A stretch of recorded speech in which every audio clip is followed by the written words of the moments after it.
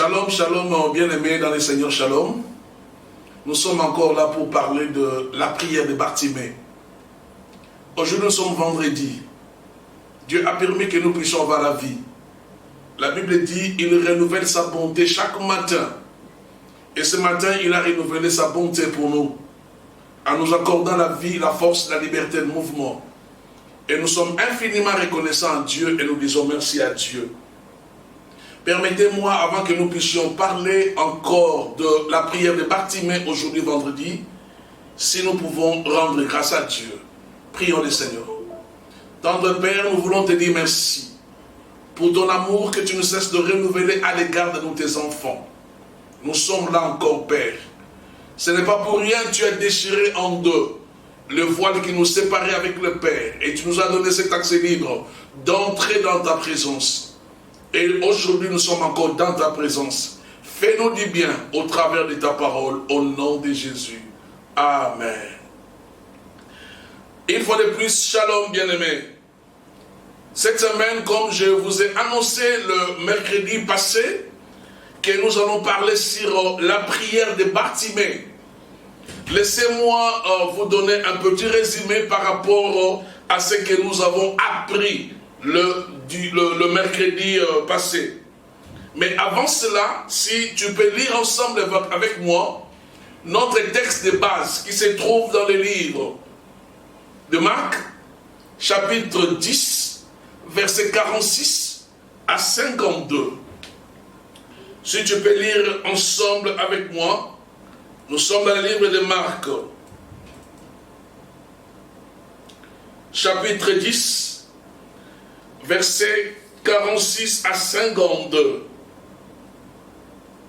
Lisons la parole de Dieu. Ils arrivèrent à Jérusalem, et lorsque Jésus en sortit avec ses disciples et une grande foule, le fils de Timée, Bartimée, mendiant aveugle, était assis au bord du chemin.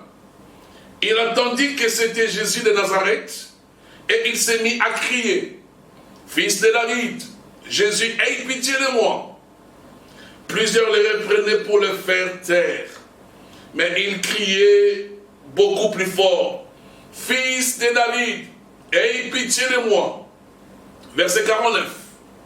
Jésus s'arrêta et dit, « Appelez-les. » Ils appelèrent l'aveugle en lui disant, « Prends courage, lève-toi, il t'appelle. » L'aveugle jeta son manteau et se leva d'un bond vers Jésus. Jésus, prenant la parole, lui dit, « Que veux-tu que je te fasse ?» Rabouni, lui répondit l'aveugle, « Que je recouvre la vie. » Jésus lui dit, « Va, ta foi t'a sauvé. » Parole du Seigneur. Et bien aimé, le mercredi passé, nous avons d'abord commencé à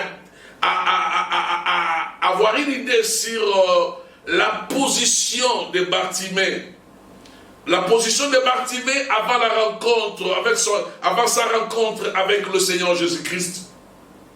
La Bible dit, de par son nom, il s'appelle Bartimée, fils de Timée en araméen. Et le nom de l'aveugle guéri par Jésus à l'entrée de Jéricho. La première position de Bartimée, nous avons vu le mercredi passé qu'il était un mendiant. Il était aveugle. Il était assis au bord du chemin sans domicile fixe. Et le mercredi, nous avons compris une chose, nous avons cherché à comprendre quelle a été l'approche de Bartimée pour recevoir sa guérison.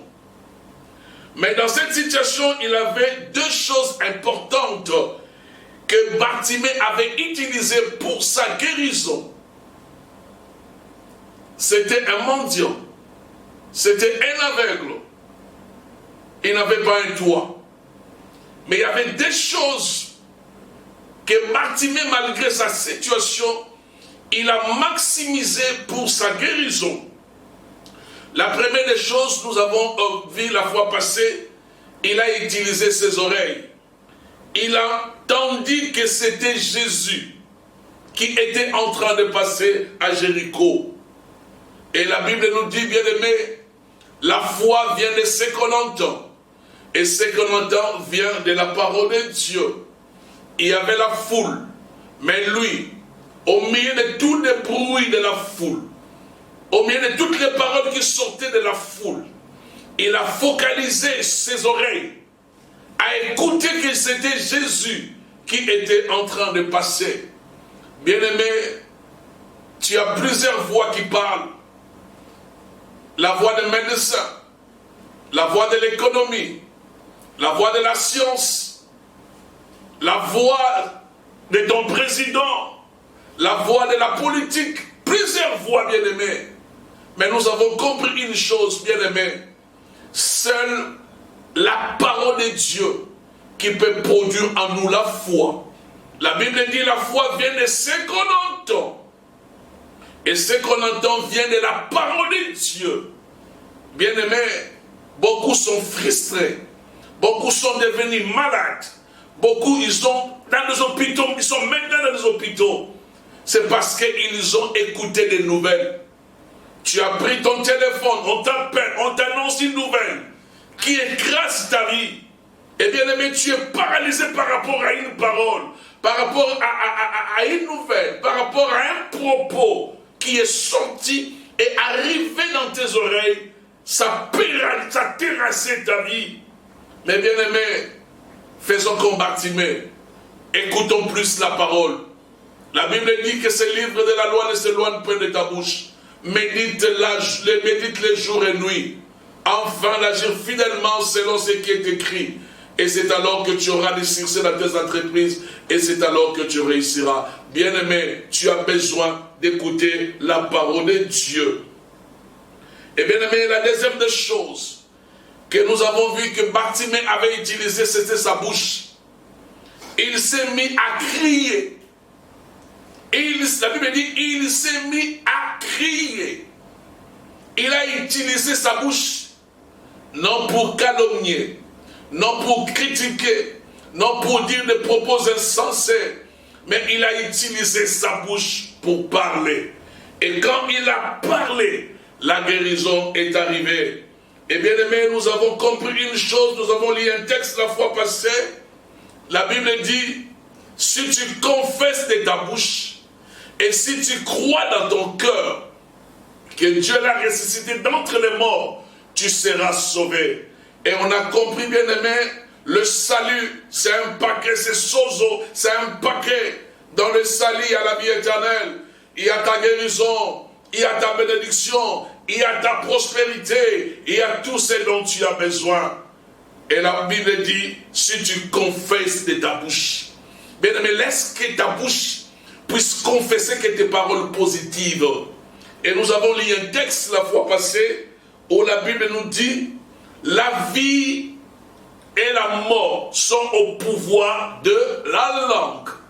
Bien-aimé, laisse que ta parole puisse sortir que des paroles positives, des paroles qui croient aux promesses de Dieu, des paroles qui confessent à chaque instant la victoire de Dieu. Bien-aimé, si tu as compris, tu peux dire Amen. Et nous acclamons pour cela. Et bien-aimé, laissez-moi aujourd'hui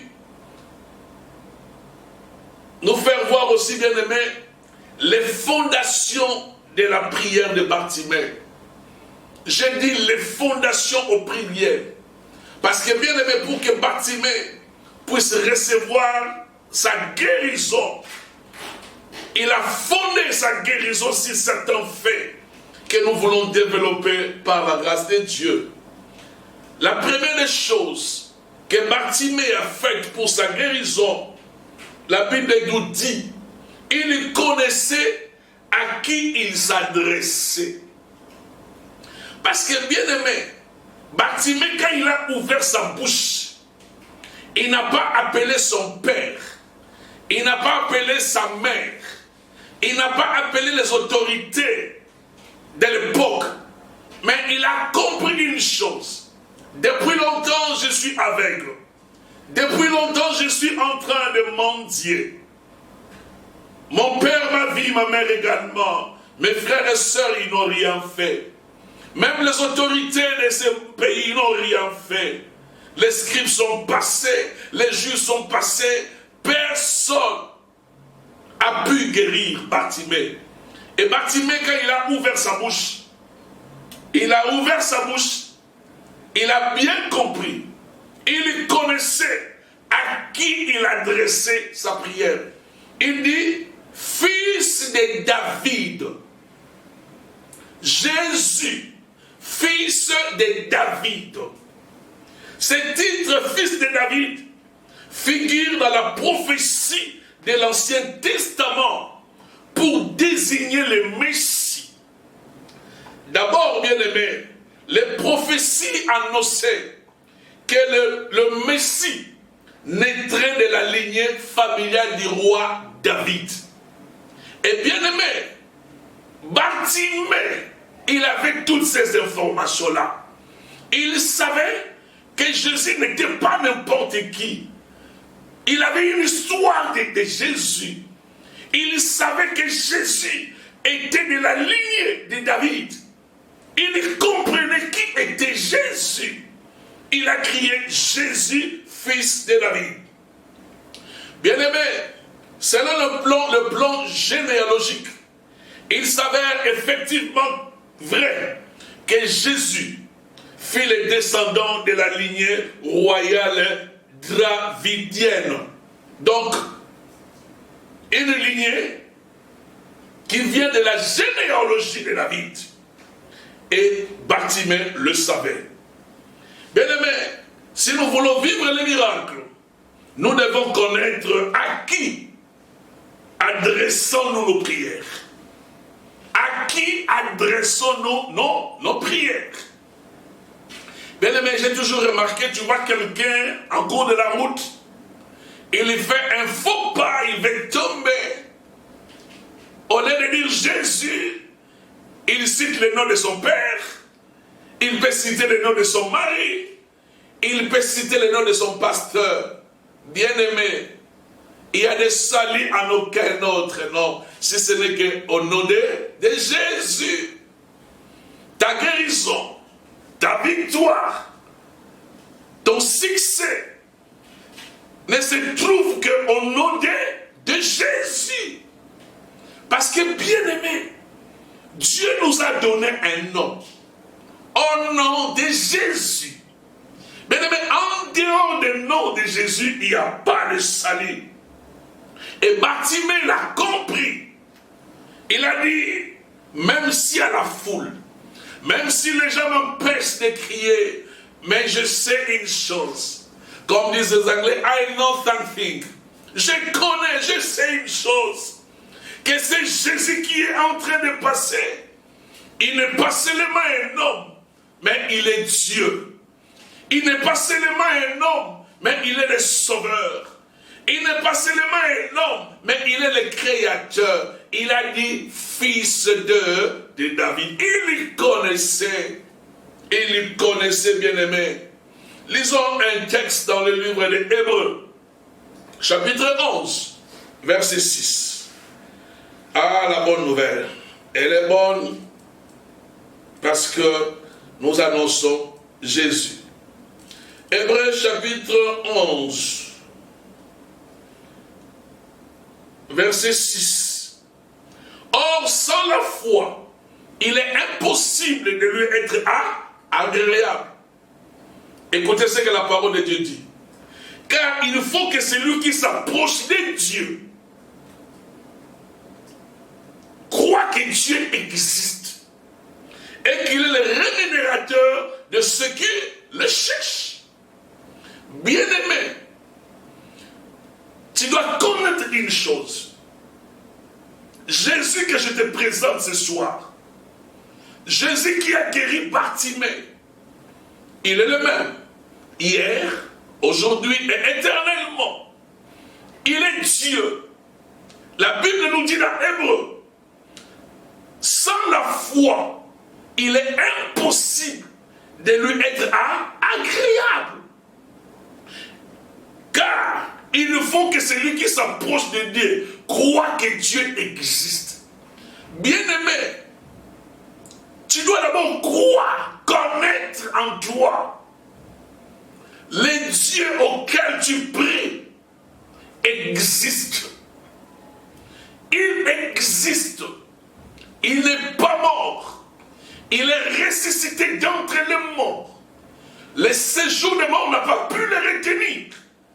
Tu dois d'abord croire que Dieu existe. Bien-aimé, tu dois connaître que la personne qui est Jésus, il est Dieu, il existe. Pas seulement qu'il existe, mais il est le rémunérateur. Dans d'autres versions, on dit, il paye, il récompense, il donne la réponse à toute personne qui le cherche. Bien-aimé, nous avons compris.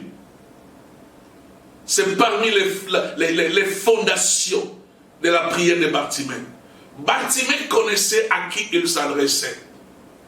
Et je te dis une bonne chose, une bonne nouvelle ce soir, ce matin, cet après-midi, que Jésus, il n'est pas mort. Pas seulement il n'est pas mort, mais il récompense, il rémunère. Mais quand tu connais déjà cela, bien-aimé, c'est déjà la victoire. La foi, c'est croire à un Jésus qui est Dieu, qui n'est pas seulement mort, qui est ressuscité et qui donne la réponse aux prières de ses enfants. Bien-aimé, tu dois connaître. Tu dois connaître, c'est très important. Bien-aimé, qu'est-ce que la Bible nous dit dans le livre de Jean, chapitre 17, verset 3. Jean 17, verset 3. Oh, Dieu est bon. Jean 17, verset 3. Écoutez bien, aimé, c'est que Jésus est en train de dire. Or, la vie éternelle, c'est qu'ils te connaissent, toi, le seul vrai Dieu, et c'est lui que tu as envoyé, Jésus-Christ.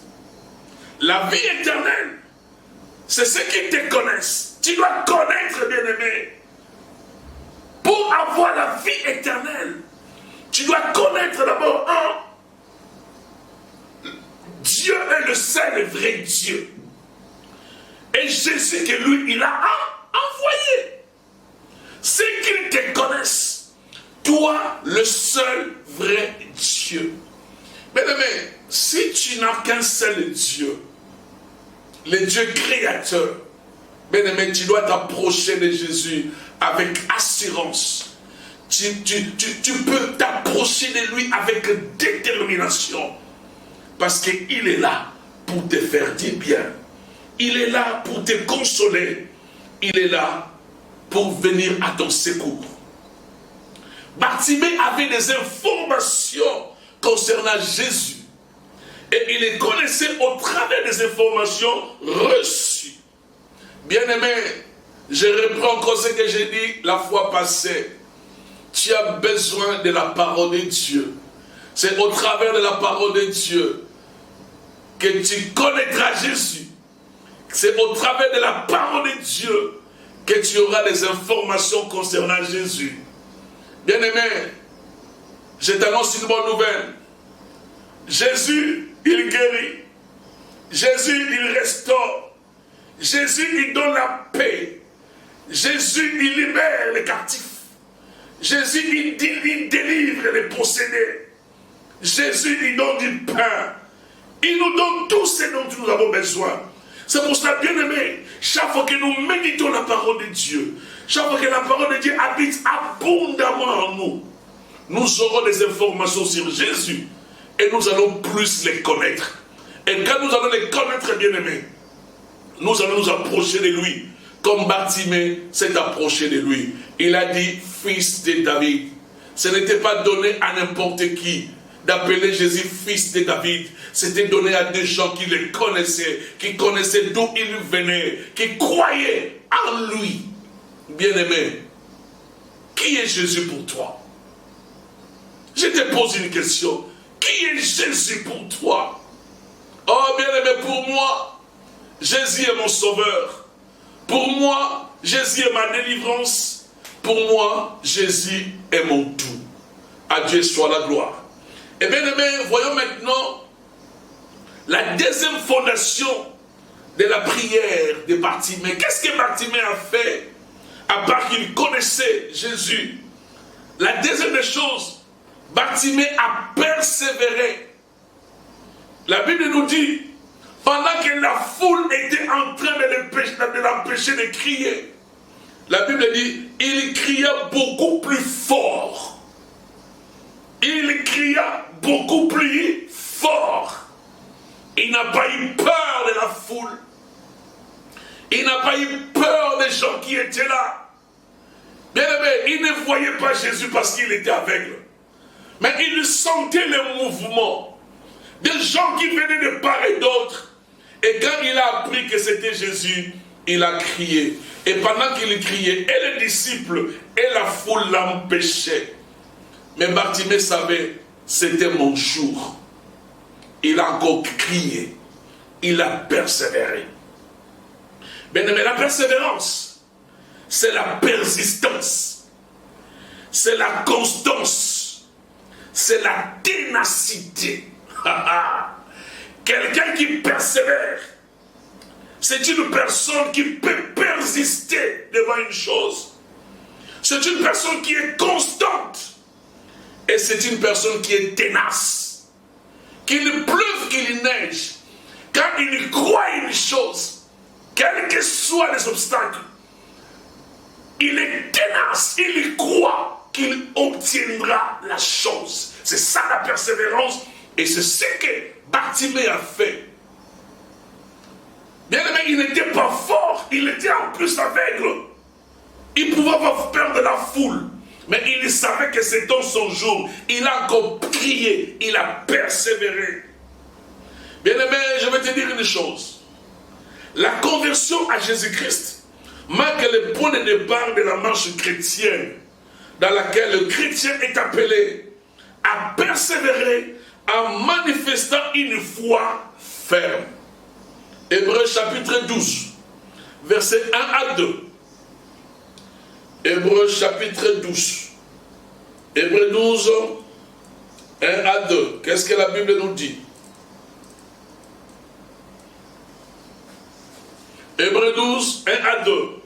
Nous donc aussi, puisque nous sommes environnés d'une si grande nuée de témoins, rejetons tout fardeau et les péchés qui nous enveloppent si facilement et courons avec persévérance dans la carrière qui nous est offerte. Ayant les regards sur Jésus, le chef et le consommateur de la foi, qui, en vue de la joie qui lui a été réservée, a souffert la croix, méprisé l'ignominie, et s'est assis à la droite du trône de Dieu. Ici, la Bible nous dit, chrétiens, persévérons dans notre carrière de la foi. Persévère dans la foi. N'abandonne pas la foi. Oh bien-aimé, malgré ce que tu es en train de traverser comme situation, je t'exhorte tout simplement, n'abandonne pas. Persévère. Reste ténace. Le temps de la bénédiction est arrivé pour toi. Quels que soient les montants, quelles que soient les situations difficiles, n'abandonne pas la foi chrétienne. N'abandonne pas. Continue à croire que Dieu est capable de venir à ton secours. Et lisons un autre passage. Actes des Apôtres, chapitre 14, verset 32. Actes des Apôtres, 14, 32.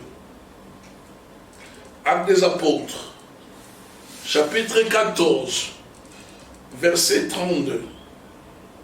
La Bible nous dit,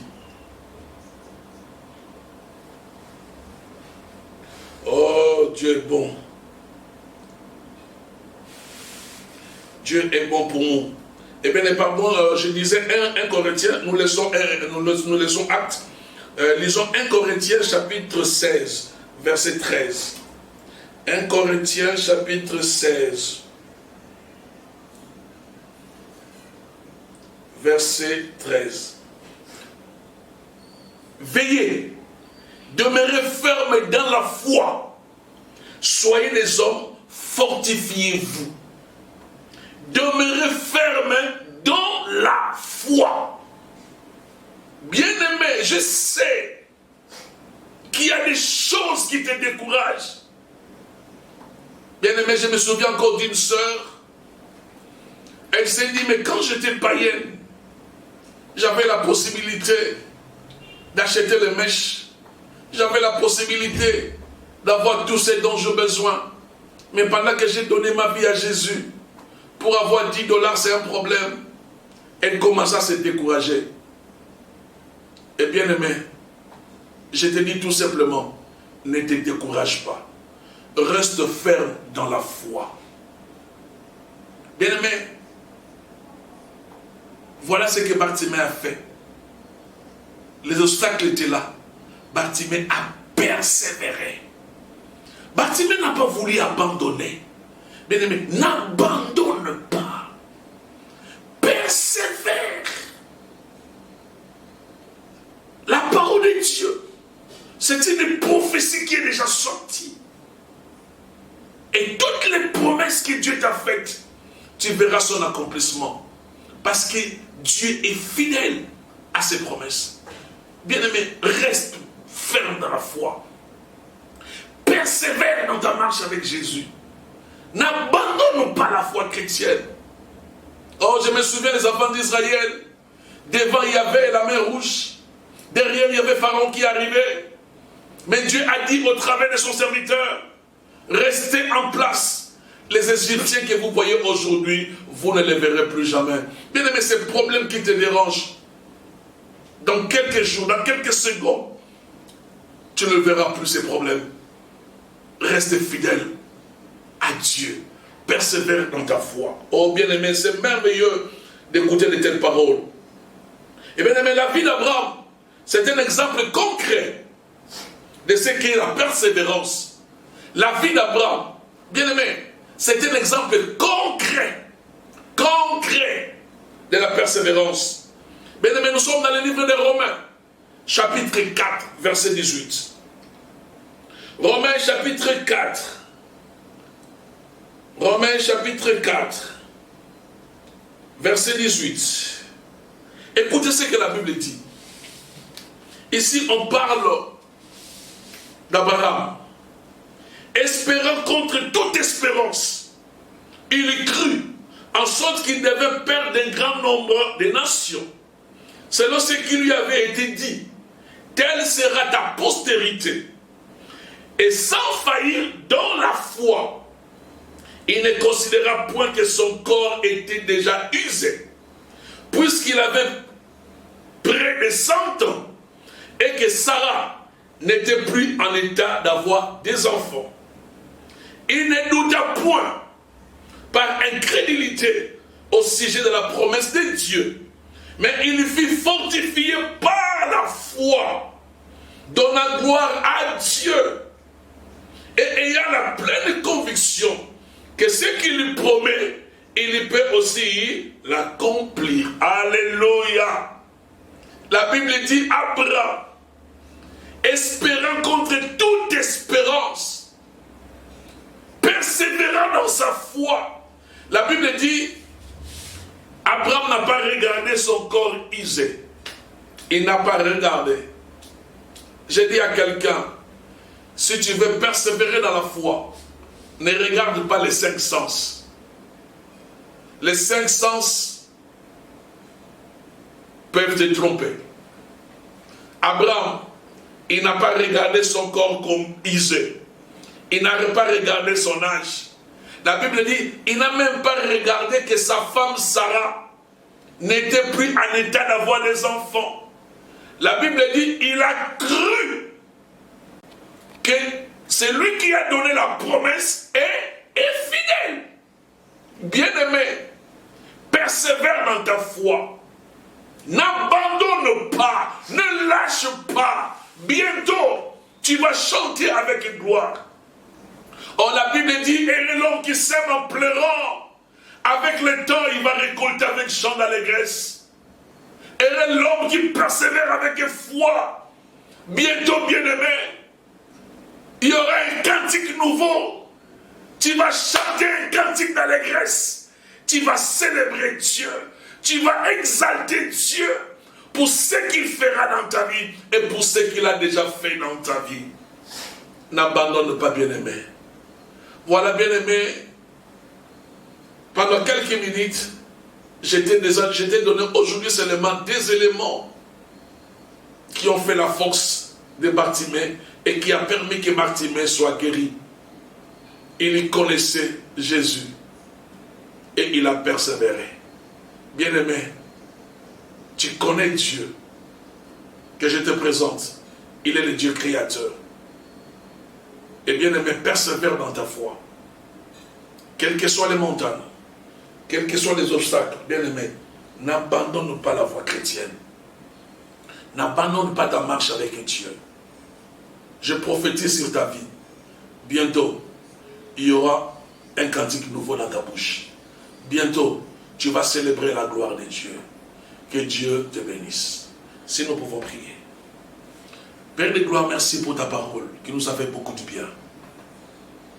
Nous te connaissons, toi le seul vrai Dieu, qui est mort et qui est ressuscité d'entre les morts. Nous te connaissons. Tu es la solution à nos problèmes. C'est pour cela, Père de gloire, aide-nous à persévérer dans notre foi jusqu'à ce que nous allons obtenir tout ce dont nous avons besoin. Bénis ton peuple qui a écouté sa parole et donne gloire en ton nom, au nom de Jésus. Amen. Que Dieu vous bénisse. À dimanche. God bless you.